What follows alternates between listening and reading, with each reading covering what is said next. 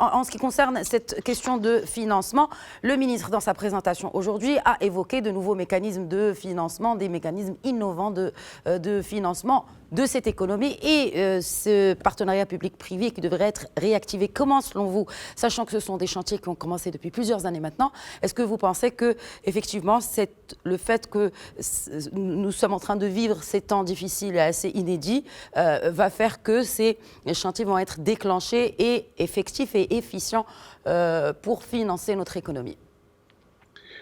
Il faut déclencher les chantiers et chercher les financements ou prévoir les chantiers pour prévoir les financements et déclencher tout ça. Ce qui a été annoncé pour l'instant avec beaucoup de satisfaction, c'est la mise en œuvre, en tout cas de la protection sociale telle qu'elle a été annoncée par Sa Majesté dans son dernier discours, et avec un budget de 14 milliards sur 2 années. Absolument. Donc ça, c'est très important.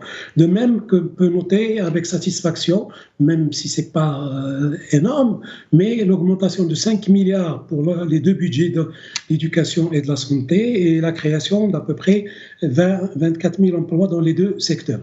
Donc ça, c'est des choses intéressantes. Maintenant, ça s'arrête là. Ça s'arrête là parce qu'il y a des chantiers qui sont nécessaires pour relancer l'économie, y compris des chantiers qui ont été lancés par Sa Majesté le Roi. Et je cite en particulier le chantier concernant l'eau potable et l'eau d'irrigation 2020-2027 avec un budget de 120 milliards de dirhams et dont on n'a pas entendu parler. Je cite aussi le programme sur les énergies et particulièrement les énergies renouvelables, et je cite le programme de Intelaka qui est favorable aux jeunes entreprises et aux startups et qui permet une intégration financière.